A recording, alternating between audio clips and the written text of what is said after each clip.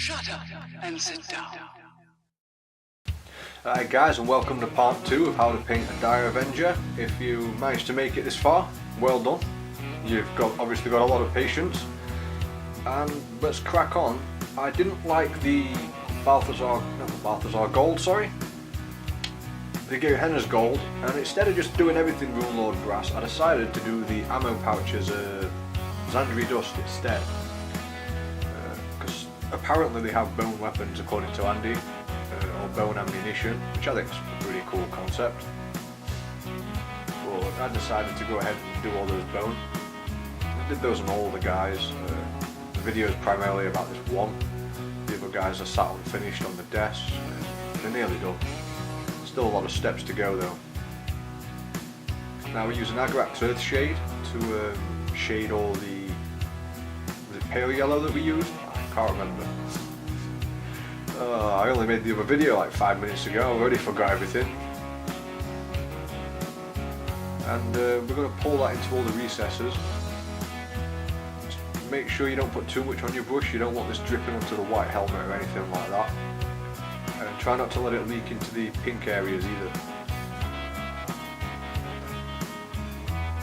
Now we're using Drushi Violet by Games Workshop to do the same thing to the purple, starting at the top of the hair and pulling down.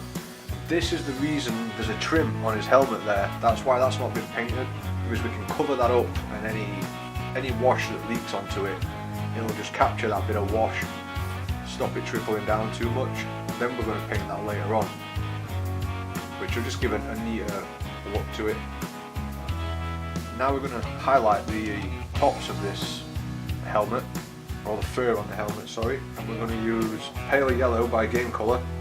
And I'm using a Winsor Newton Series 7 because the hairlines on this, they're quite fine. This is sort of an overbrush, it's not a dry brush because the paint's not dry and it's too small.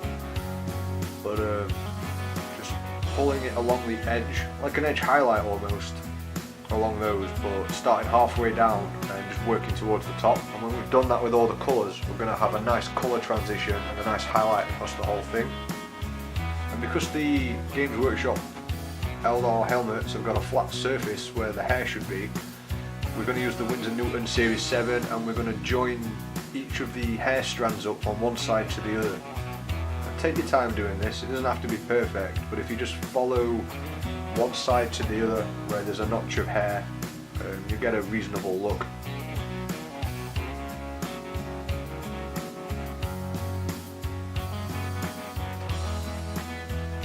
Then we're going to do Eshin Grey on the black that we did. Same sort of technique again. Make sure you water it down, you don't want it too thin. We also don't want a really bright grey blob on the end of that black, it looks too obvious. You could give this a second highlight if you really wished with Dawnstone. Now the next colour, I couldn't find one to match perfectly, so we used Screamer Pink and Emperor's Children 50-50 mix, which highlighted it quite well. Emperor's Children was too bright and Screamer Pink was too dark, so 50-50 mix of that. And again, we're just going to highlight those edges. And as you can see, the entire top area looks like it's got a nice beam of light hitting it.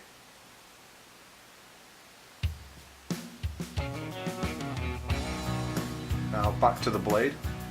As it's only had one layer, we're now going to do Chainmail Silver by Game Colour. I pretty much paint most of the blade again because it doesn't look as shiny or as interesting as the rest of the parts, it needs a bit more attention. In hindsight, I might have enjoyed doing that in bone as well. I think the bone colours go really well with these blues and yellows. Then obviously for the bone that we have done, we're going to be using an Agrax Earth Shade because it's Agrax Earth Shade, you just use it for anything. Got a problem? Just throw Agrax Earth Shade at it, it'll be fine. Of course, once that's done, I'm going to go around the edges of that again and black it back up. Now we're done with the plumage on the top, we're going to use Balthazar Gold. Basically the same way we did the other Balthazar Gold metallics. That's really going to start bringing that together, separating those parts and make it a little more complete. Just take your time with a small brush. and make sure you go at it from all the angles so you don't have these hard black lines. Now one of my favourite parts, and also the part I hate the most, the edge highlighting. I love it because it makes everything look so much better, but I hate it because it's so damn tedious. And for that we started using rust grey with the Winsor Newton Series 7, just following those lines around. And I really enjoy doing the legs though. The legs armour really lends to the edge highlighting. It's like the perfect shape, and if you can get your brush at the right angle, it's really easy to do. Then the next highlight for that was Fenrisian grey, just on the hot spots. Just on the sharpest edges. You don't want to go over your entire highlight, just the sharp corners of things. Makes the edge highlights look a bit more interesting and draws the eye. Also makes it look better when it's on the tabletop. You can see it better from a distance. As you can see there, I really like the way those legs were coming out. Then we're going to highlight the other metallic parts, like the sword, with rust grey. What? Not rust grey. Rune Lord brass. Having a moment there. Guys, let's paint metallics and then highlight them with blue, because that will make complete sense. Don't do that, it's a really bad idea. Now, Avalanche Sunset was used to start highlighting again the robes and,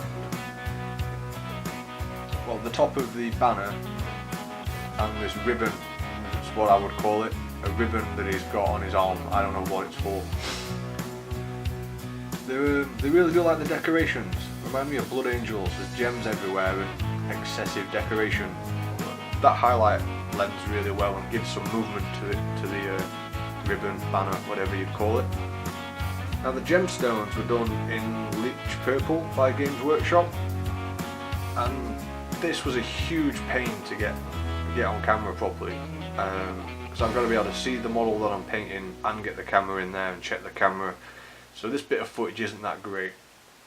We then used Genestealer Purple, and we're going to pull the watered down purple from the top right down to the bottom left, and we're just going to keep doing that with the colours to give a smooth transition, but you want to make sure it's watered down enough. It's the same way we're going to do the eyes. I tried to get the eyes on camera, but it's just a nightmare.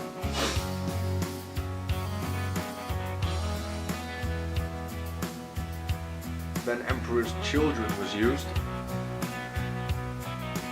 really watered down, and that's basically just almost a hard line of Emperor's Children at the bottom left hand corner.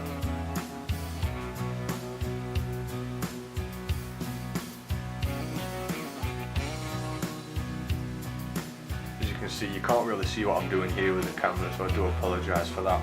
Then Off-White was used for the light source.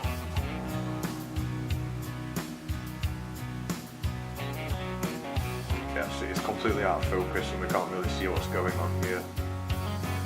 I need something with bigger soul gems on it that I can show you properly. Yeah, that was the Screamer Pink.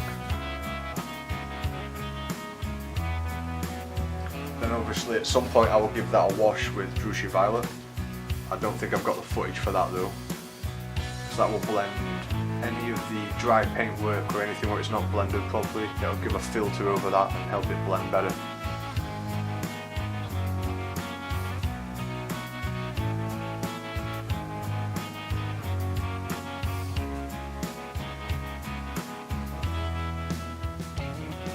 Then a tiny dot of Off-White. This is one of the only bits where I could show you me doing the eyes. Like I say, it's a really awkward thing to get on camera. I'll see what I can do next time when trying to do eyes on something.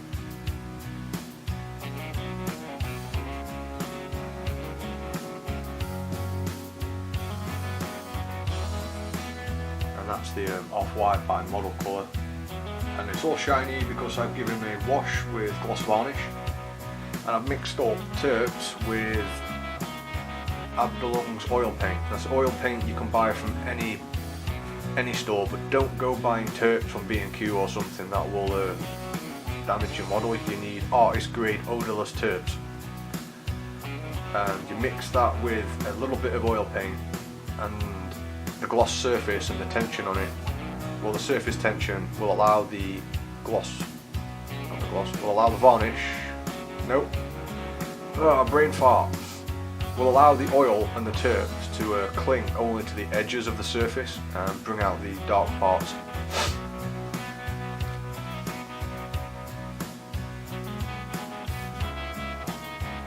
And I wasn't going to put transfers on, I was going to do freehand, then Andy managed to find some in the storeroom.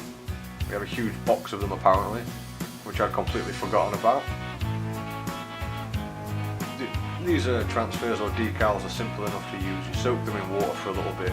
I like to pick them out of the water with the card, then put the card onto the surface and slide it off with a hobby knife. Then once all that's dry, you just hit it with a matte varnish to take that shine away. And you're pretty much finished at this point. You can add extra highlights depending on how your oil wash went. And that's about it, guys. Glad if you watched the entire 2 videos, we appreciate that. If you want to see more of our videos, hit like and subscribe, and if you want to help us out with this channel and contribute and whatever, you go check us out on Patreon. We've got lots of extra content for our Patreons on there. And I'm sure at this point they'll cue some other social media links up on the video. Alright guys, I'll see you in the next one. Catch you later.